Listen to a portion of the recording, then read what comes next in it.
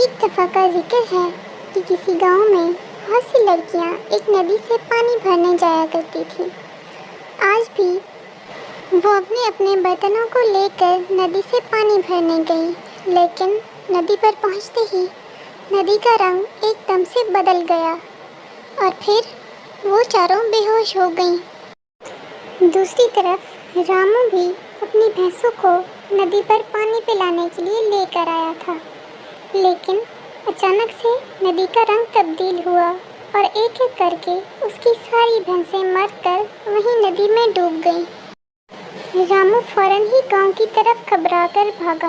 रास्ते में उसको जो भी जानवर नजर आता जो कि नदी से पानी पी रहा होता, कुछ ही देर बाद वो जानवर फौरन ही वहीं पर ढेर हो जाया करता था।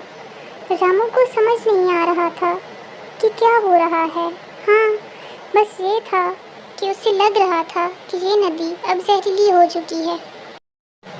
रामू फौरन ही तांत्रिक बाबा के पास जंगल में गया और उसको सारी बात बता दी। तो तांत्रिक बाबा बोले कि मुझे लगता है कि आज काफ़ी सालों बाद वो चुड़ैल फिर से आ गई है जो कि हमारे गांव पर कब्जा करना चाहती है। काफ़ी अर्सा पहले भी उसको भगा दिया था, उसने सारी नदी को जहरीला बना दिया था। चलो चलकर उसका खात्मा करते हैं। ये कहकर वो रामू को लेकर नदी के एक किनारे पर पहुँचे जहाँ पर जगह स्याह हो चुकी थी। उन्होंने एक पत्ता पानी के अंदर फेंका। देखते ही देखते वो पत्ता स्याह होकर वहीं पर मर गया। अब तो उन दोनों को यकीन हो गया था कि कोई ना कोई गड़बड़ ज़रूर है। थोड़ी ही देर बाद तांत्रिक बाबा ने कोई मंत्र पढ़ना शुरू कर दिए। अचानक ही पानी में से एक छोटा सा बुलबुला निकला जो कि बड़ा होता चला गया और बड़ा होते होते वो एक चुड़ैल में बदल गया। तांत्रिक बाबा चुड़ैल को बोले कि निकल जा इस गांव से। हा, मैं और इस गांव से?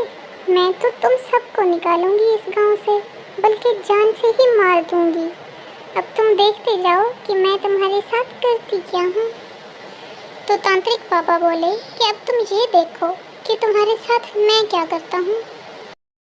ये कहकर तांत्रिक बाबा ने कुछ मंत्र पढ़कर फूंके, जिससे चुड़ैल को आग लग गई और थोड़ी थोड़ी करते चुड़ैल पूरी जलकर राख हो गई।